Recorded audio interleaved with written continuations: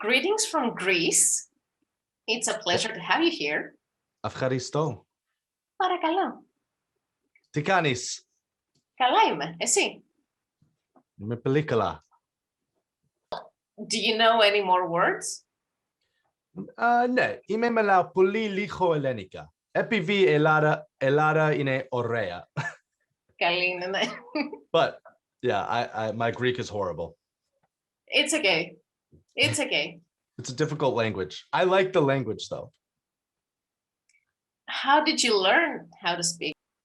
I have, honestly, I learned it when I was 19. It was a joke with a friend of mine. We thought it would be funny if we tried to learn how to speak Greek and didn't tell anybody, any of our friends, just me and him. Oh my God. We bought the program Rosetta Stone and we studied it every day for 6 months. And then one day, I used to speak a lot better. This was 10 years ago. And we were out with our friends and we were all drunk and we were at a diner, like after the bars. It was like 2, 3 in the morning. And our server at the diner, he was Greek and he was talking to us. And then we just started speaking Greek to him. And our friends who we grew up with were like, what? Where did you guys learn Greek? That's awesome. That was it. It was a stupid story, but we committed to it. I mean, that's great. Do you speak any other languages? A little bit of Italian, Spanish, a tiny bit of German. I like languages, but I'm not good at any of them. It's respectful because we're always in people's countries and they speak my language to me. And I feel bad that I can't speak theirs, so I always try. I just finished the interview with Johnny and he told me about how he saw the reception of the album, but I'd like you to tell me what you saw, what you read, what people have told you. Yeah, so obviously, for obvious reasons, this album was, pretty intimidating for me to put out, being the new guy. If my favorite band changed their lead singer, I don't know how I'd feel about it. If the Bouncing Souls all of a sudden just started playing with some guy who's 20 years younger, I'd be like, okay, what is happening? So going into it, that was my thought.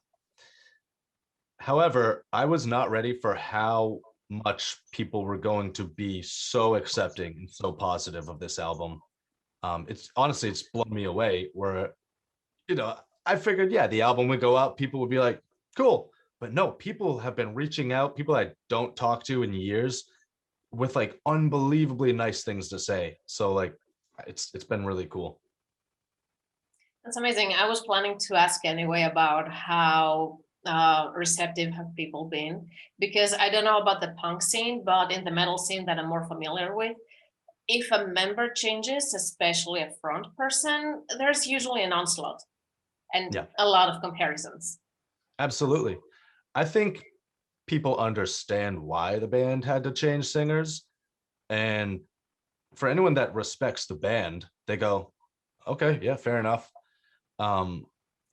This was their life for 10 years. It would be so unfair for them to have to give up because of the behavior of one person.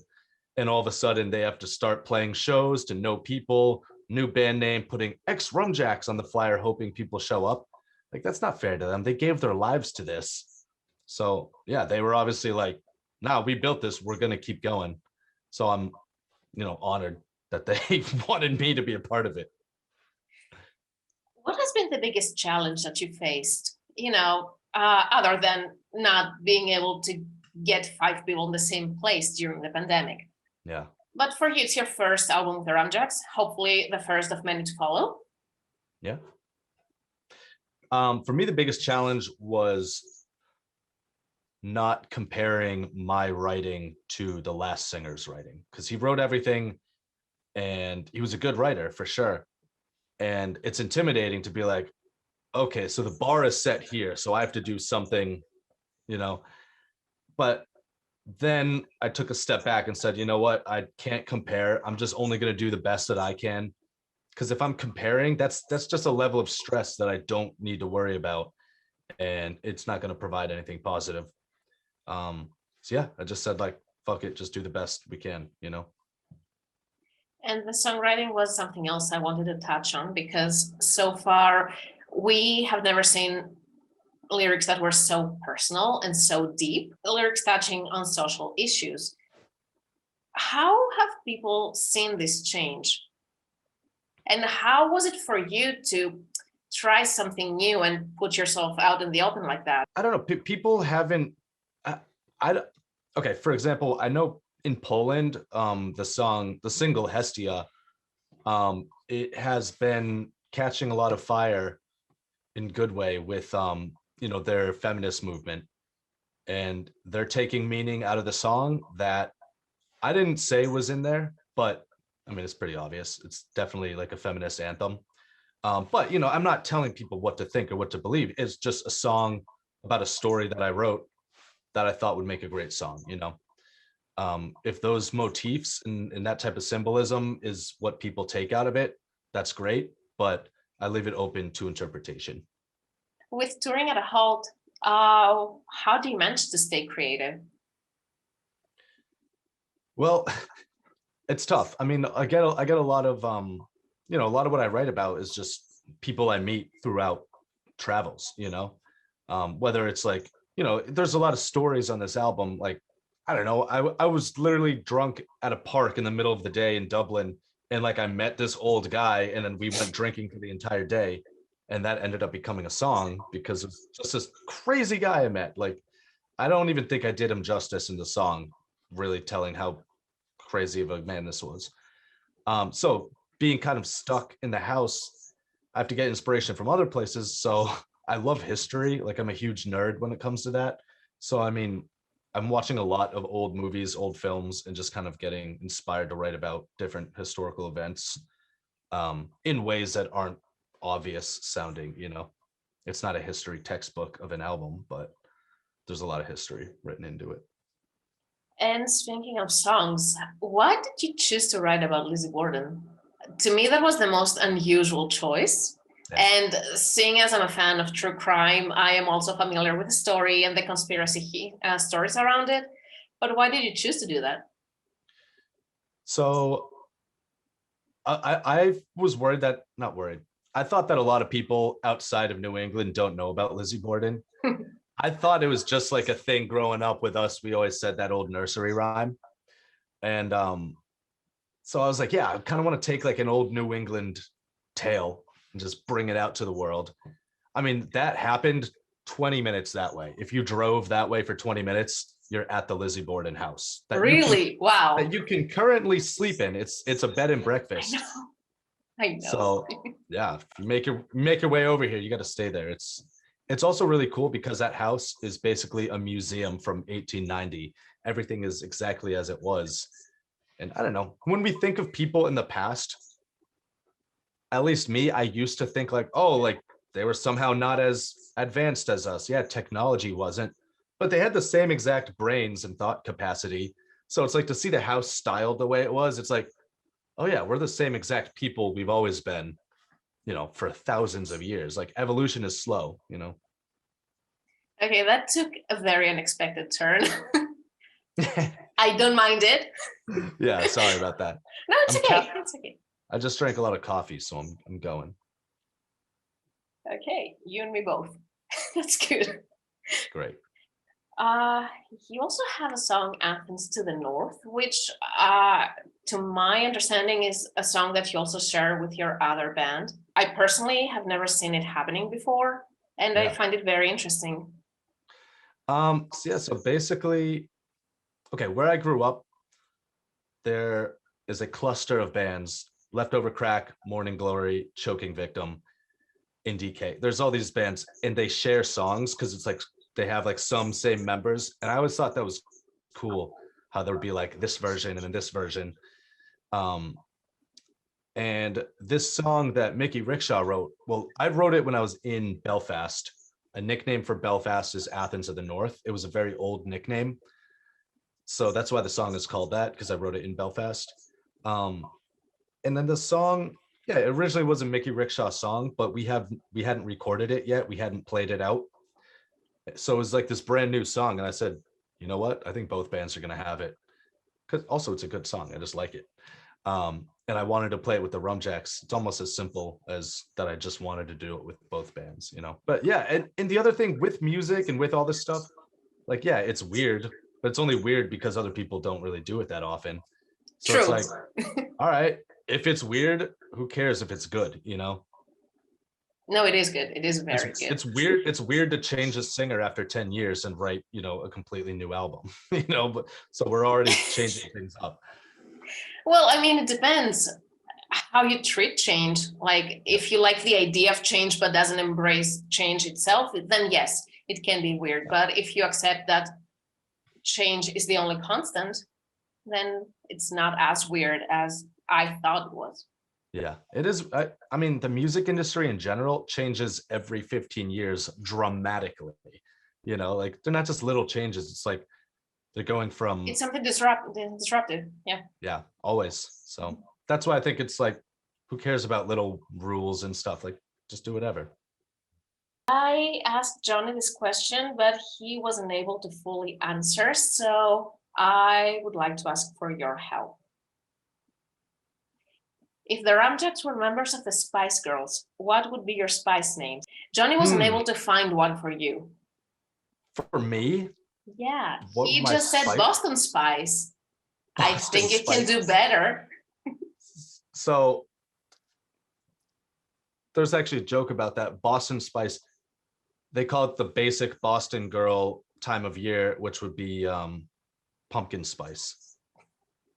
Because every fall, everyone up here drinks pumpkin spice lattes.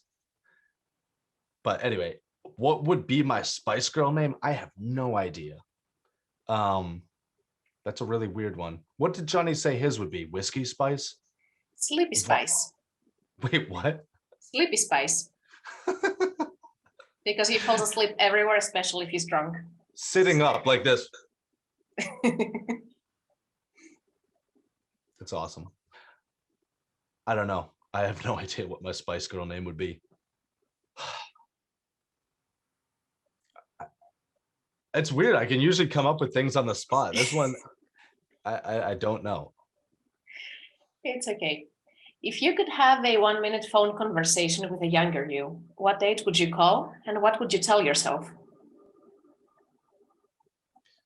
I'd call myself in 2012 and it'd say, put all your money into Bitcoin. And then I would do nothing but work on music for the rest of my life. That's that sounds dope, if you ask me. Because so much of wanting to work on music gets taken away by having to actually work. Because rock and roll doesn't pay the bills. So I've noticed. yeah. So imagine if like you just had unlimited money flowing in without doing anything. It's not about being rich. It's about having your time to work on things you want, you know? Yep. And also, like they say, money can't buy happiness. It's really hard. Debatable. It's really hard to frown on a jet ski. Okay, so we can start with a drinking game. Great. First, the rules. This is a never have I ever type of game. I'm going to ask you 10 questions. If you've done any of the things that I'm asking, you're going to take a sip or a shot from your drink and tell us the story behind it if it's not too graphic. Of course. Okay. Never have I ever had a close brush with death. Oh, yeah.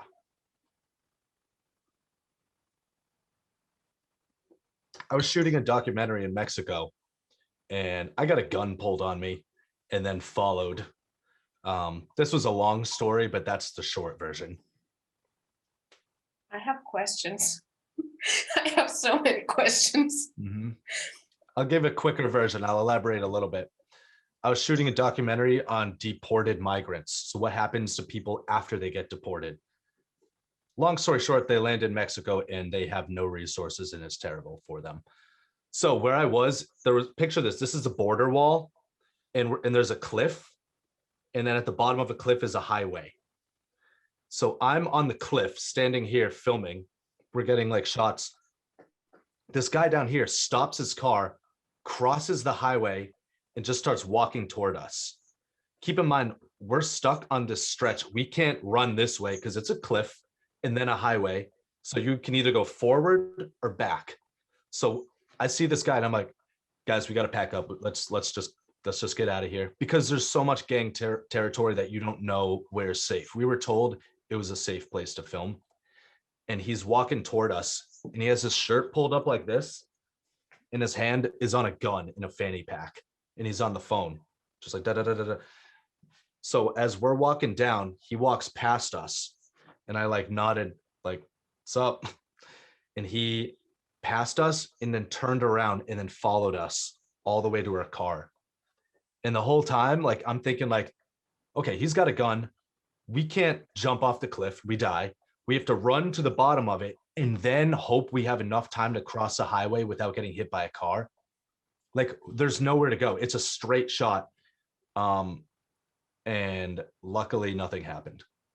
But it could have gone horribly, especially with, journalists and cameras and documentaries and gangs and the border. It was bad. Never have I ever been caught doing something I shouldn't be doing. I don't think I'm ever doing something I should be doing. So I don't know. But you'll drink anyway, just in case. I'm trying. Yeah, I mean, there's been. I mean, being young, getting caught like smoking weed, drinking. Or stealing my parents' alcohol to like get drunk in the garage with friends. Like, yeah, we just get caught with that all the time. Never have I ever forgotten the lyrics to my own songs. It's definitely happened.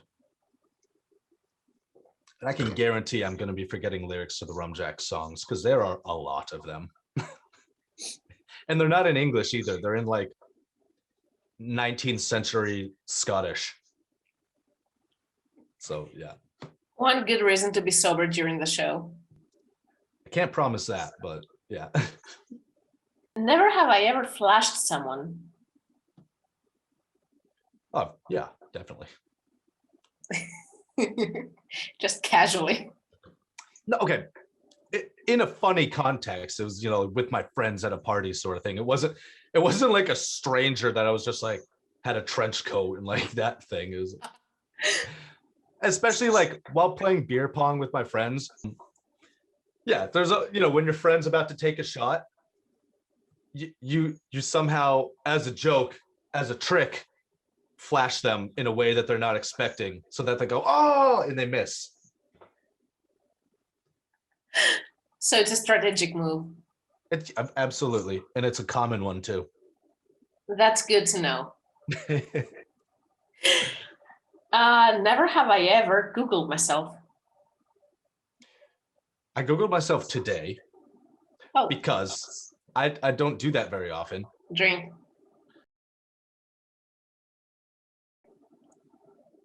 My ex-girlfriend texted me this morning and goes, "Congratulations, you have your own page on Google." And I was like, "What do you mean?" And I was just like, Mike Rivkees. And it's like, Mike Rivkees, musician. And then pictures of me. And then a podcast I was on like 4 years ago that I asked the guy to take down, and he didn't take it down, and it's still up there. And and I'm just like, that is so weird. Never have I ever had to take a walk of shame. What, like leaving someone's house in the morning? Yeah, or going back to your bandmates. I don't know. Yeah, I mean, it's open to interpretation. These things happen. Never have I ever laughed so hard I peed my pants. I've never peed my pants from laughing. I generally don't find anything funny, so I don't laugh nor smile. I don't enjoy this life. Okay, never have I ever eaten out of a trash can. There's some thought going in there. There you go. When I was 15, we were at the skate park, and my friend was kind of in a fight with these other kids. We were in their town, and it was over a girl. He's an idiot, and there was a whole thing. And they like circled us, and like they weren't mad at me, but they're like gonna fight my friend. And I'm just like trying to get them not to. And then they were like, fine, if you take a bite of that pizza out of the trash can, then we'll leave you alone. And I do not condone violence. Okay, I'm gonna say that right here. Violence is not cool. So I was like, all right, because this one kid, he was getting me kind of mad. So I was like, all right, cool, no worries. So I go up to him, I take it out of the trash can, take the bite, spit it in his face, and then knocked him. And then Wow. it was a huge fight, and it was like the whole skate park in, and yeah. I was young, and I should not have done that. And Do you regret it? hell no. There you go. Never have I ever pressed send and immediately regretted it. Oh my God. Okay.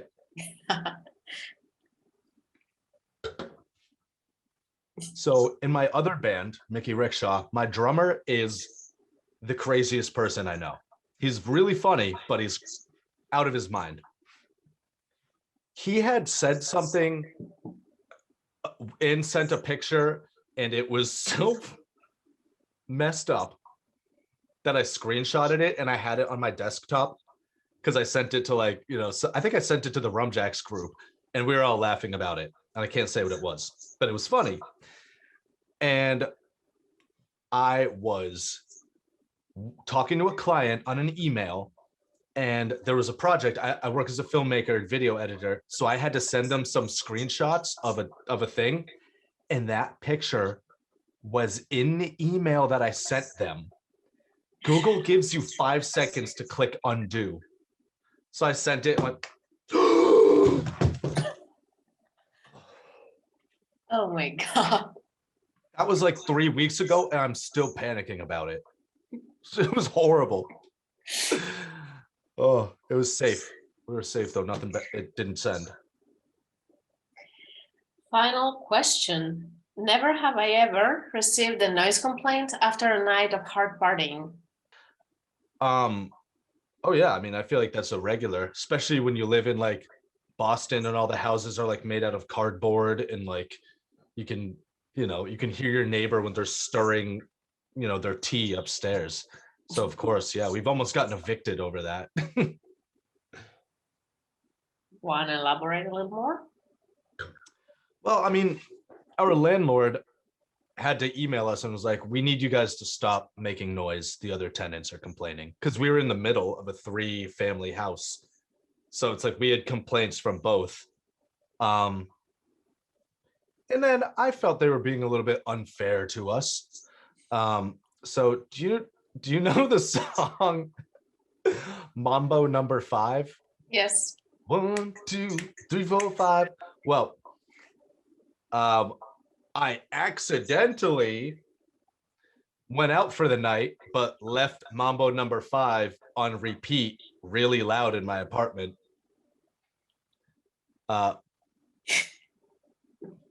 Hey, if they're yeah, it was rude. I shouldn't have done that. That's petty. I love it. They deserved it. Yeah, I agree. I agree.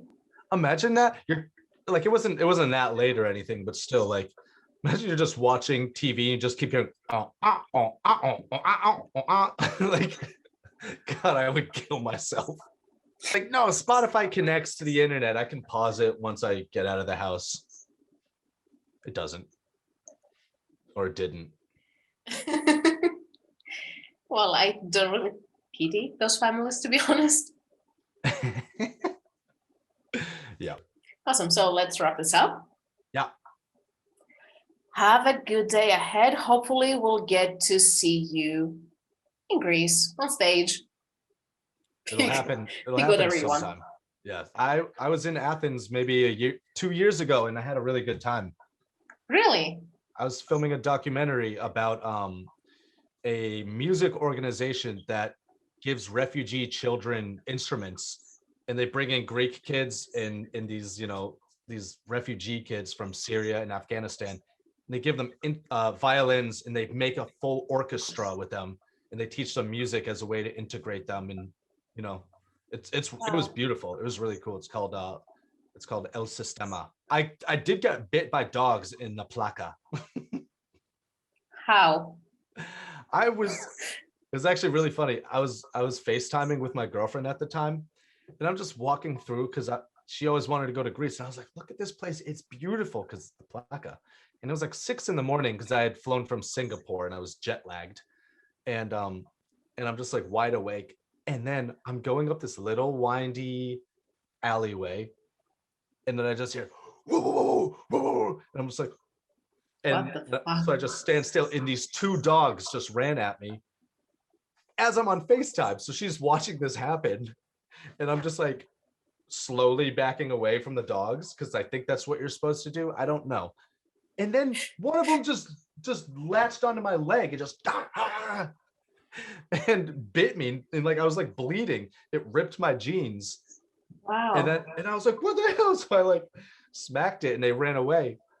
And then later on that day, after I like put on, you know, antibacterial spray and everything, I was afraid I had rabies. Yeah.